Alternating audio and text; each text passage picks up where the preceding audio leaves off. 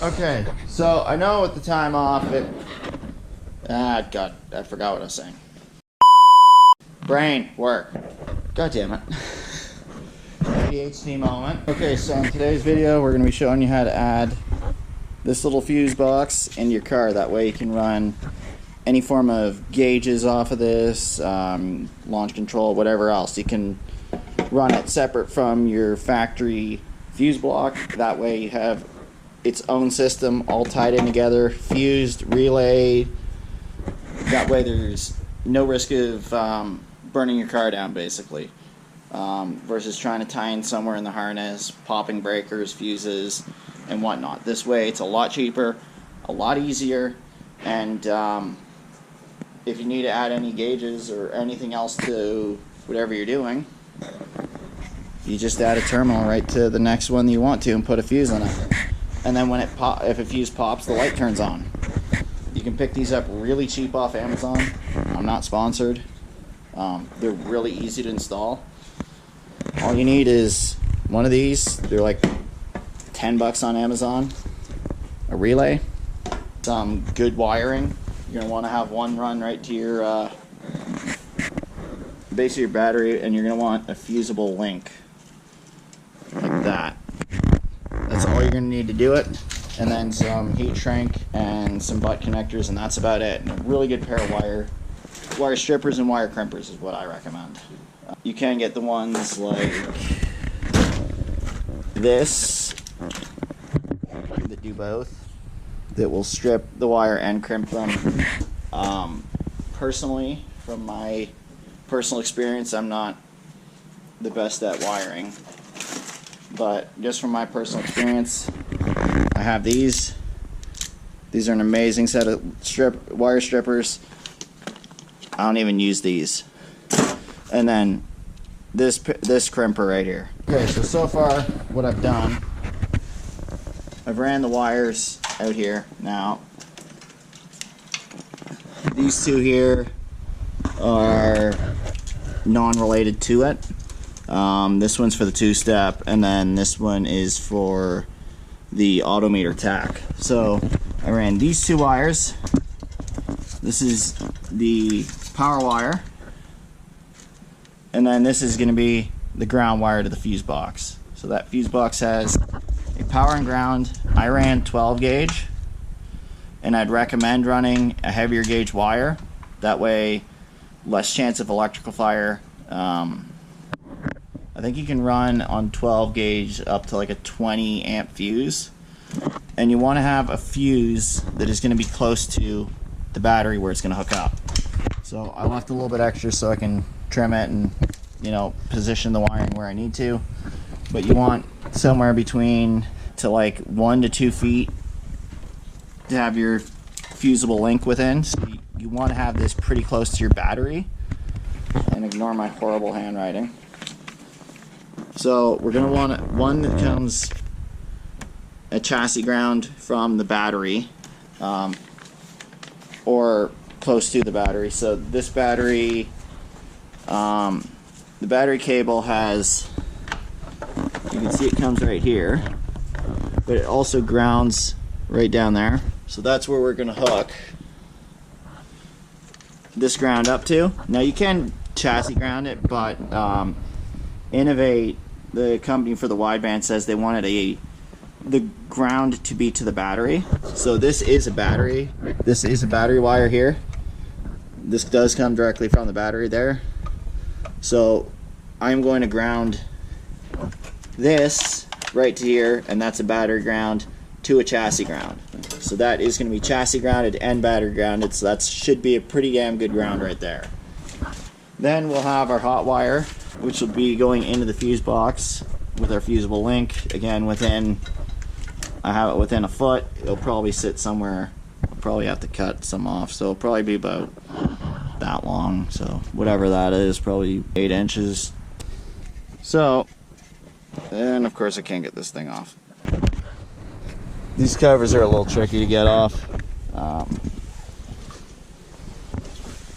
So the idea being is, here goes our power. So our power wire from the battery will run to the relay, and I'm going to show you how to wire all that up. Then from the relay,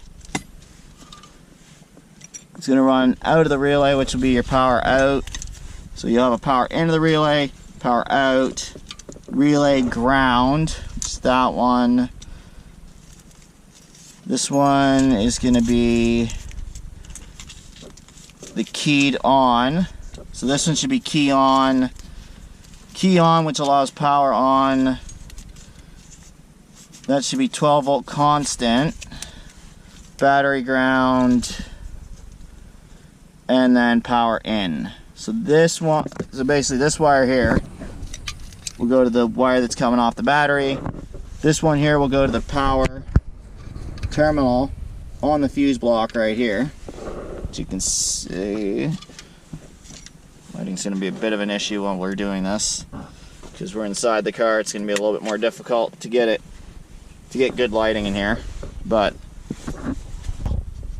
you can see you got your 12 volt or your power in, which will be your 12 volt from your battery, and then you're gonna have your ground, which this is gonna run directly from this relay to here, and then your 12 volt ground from underneath your hood, which is also from the battery on the way how I'm doing it, which is gonna be chassis and battery ground will go in here also. So you're gonna have the ground,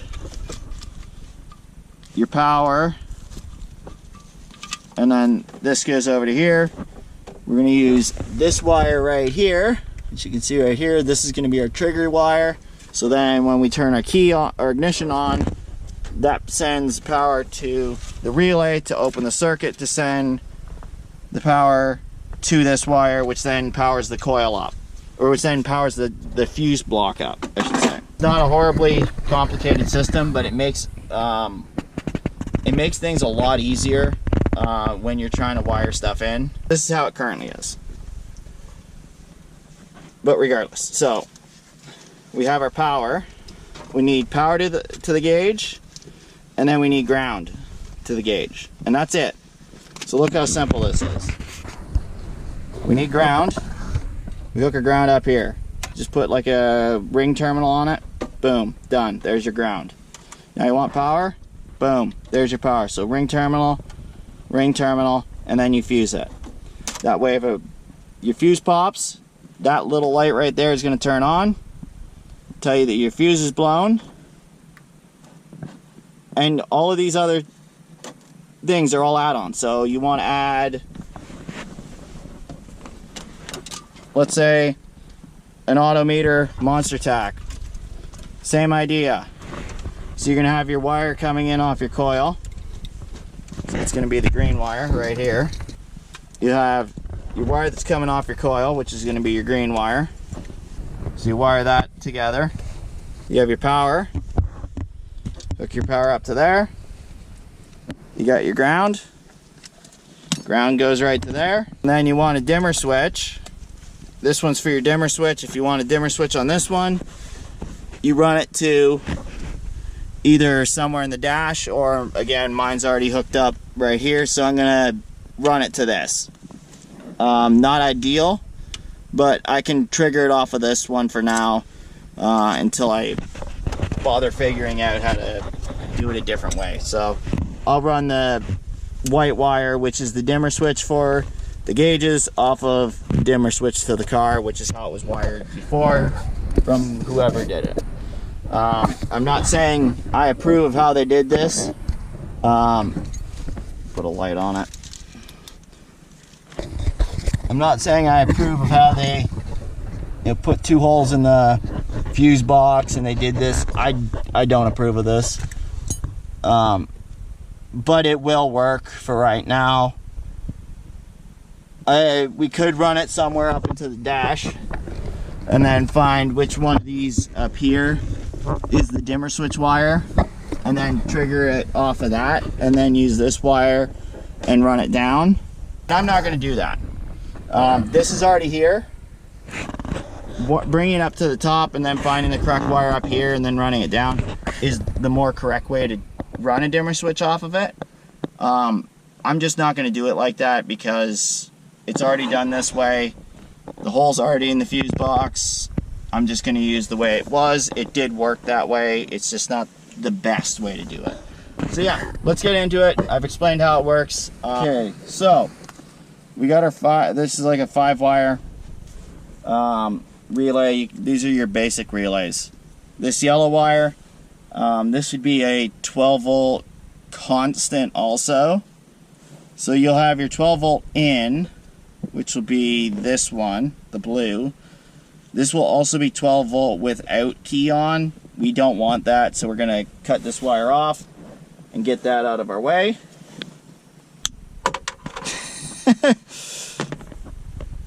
That was zero effort. Let's just see that again.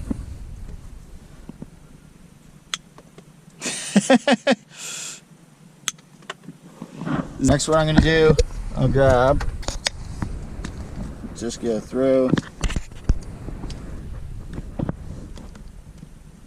Let's see if I can get some light.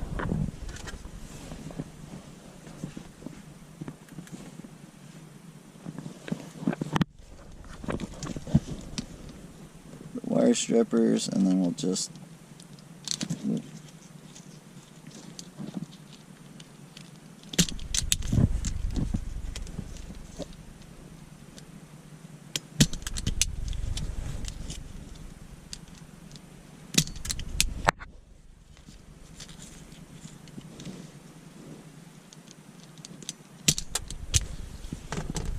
like that.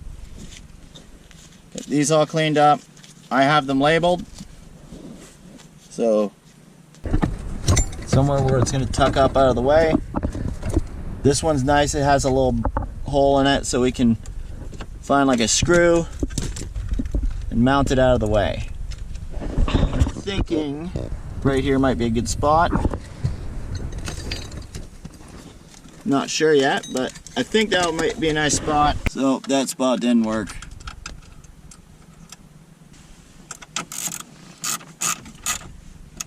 It wasn't that screw. Oh, I could have sworn it was that screw.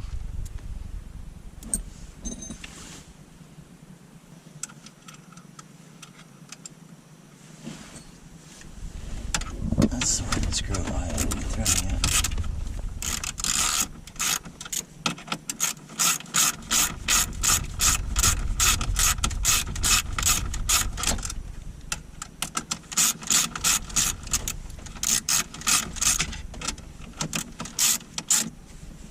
I think it was this one right here. I think it was this one. No, it wasn't that one. It was this one, which this is a Ford style bolt, which looks pretty much exactly like the others. And that is a Ford body bolt. I don't know why my local parts store has them, but they do have a Ford body bolt like that would work if we need to go that route and drill that hole out right there and then fit a rib nut in it. But let's see first if this will work. Shouldn't interfere with anything, and it should still be a pretty decent spot to tuck some wiring into. Let's try and slip this up here.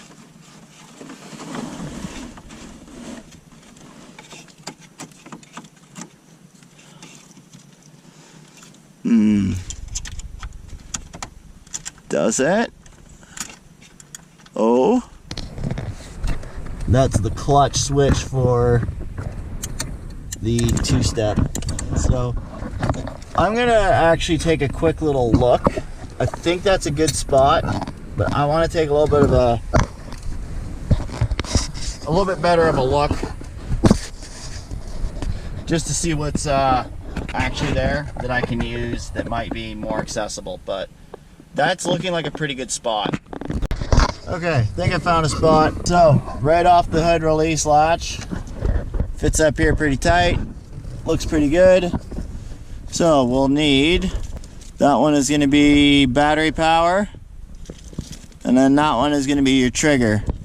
So, that one will be the trigger wire, which I'm going to replace this terminal and make this all nice. So, we're gonna run the relay right up here off of the hood release, so it's easy to access. We can get to it nice and easy, so serviceability is gonna be good. This one's gonna go to, so red will go to your fuse box, ground will go to the ground for the fuse box, or on the fuse box.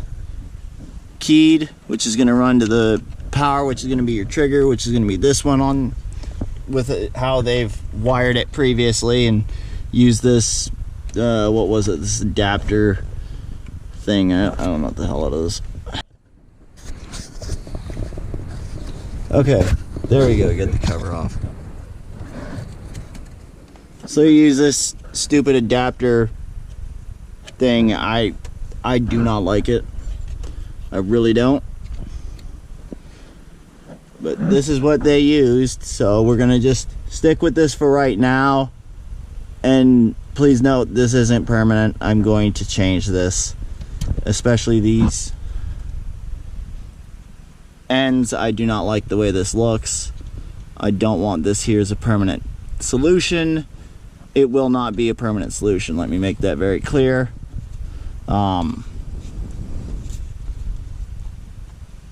It's just temporary till I can wire it in the way I want to. Actually, I could technically just, that screw is loose.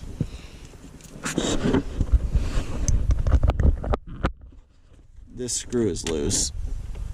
And it's, really, it's not an 8mm?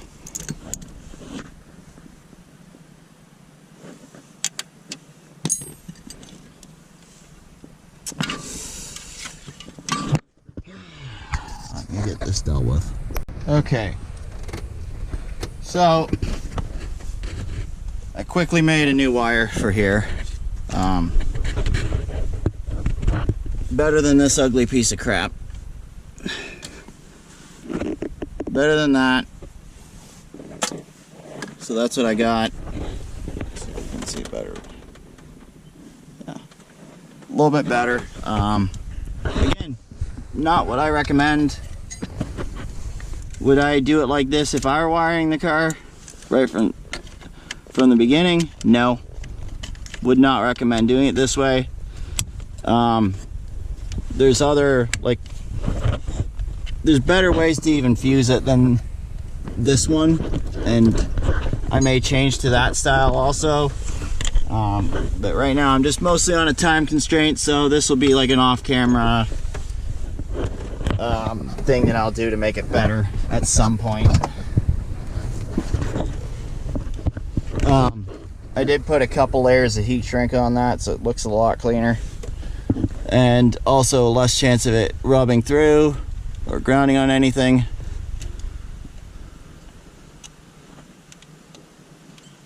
This thing's way too bright. I can't even see. That's a little bit better. Okay, so you cannot use the heat shrink with glue in it. And of course I just bent that stupid thing.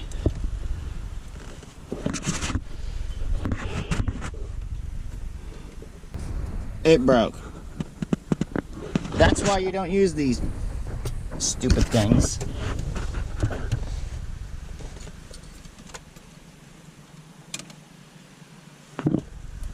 And yeah, that's why you don't use them. The broken piece is stuck up in here. Of course it is.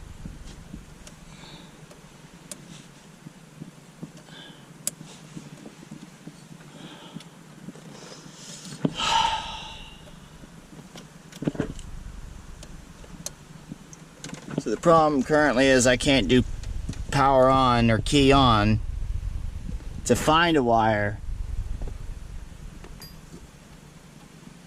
because I don't have the car wired fully.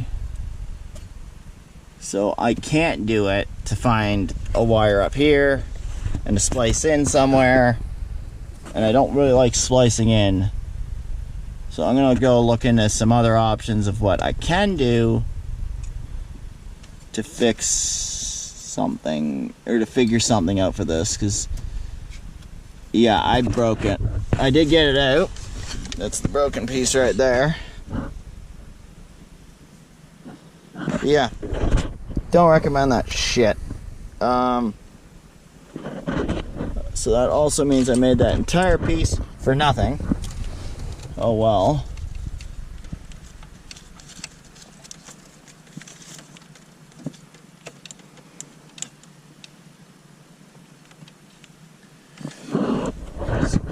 Do right now, this isn't hooked up to anything, so I can pull it. I'll pull more than I need to in here. I'm going to cut it back here where this should pull tight. I want to use these cutters. I want to use a good set of cutters. Not a good set, but I want to cut it about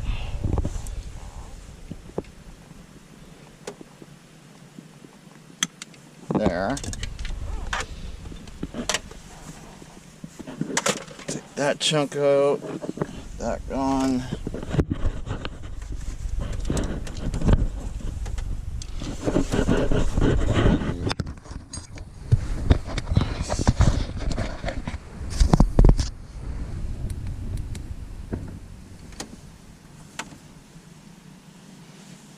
Hopefully you guys can see okay.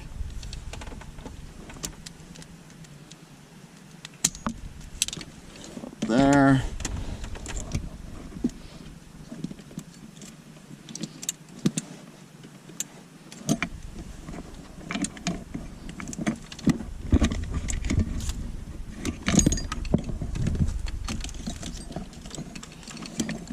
Black wire to run somewhere and figure out how to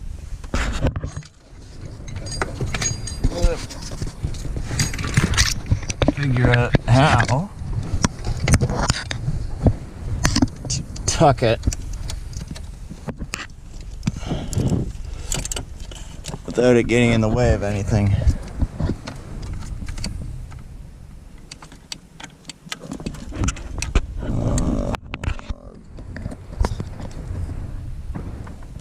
I think I'm gonna try and tuck it up. Yeah, I'm gonna go up here over top of the steering column, and then I'll bring it down here. I don't have much room to do it, so I'm gonna do that. Can't speak. I don't have much room, so I'm gonna do that off camera. Okay, I gotta take off for a little bit. Yeah, I gotta take off for a little bit, go do some stuff. I'll be back at it again tonight.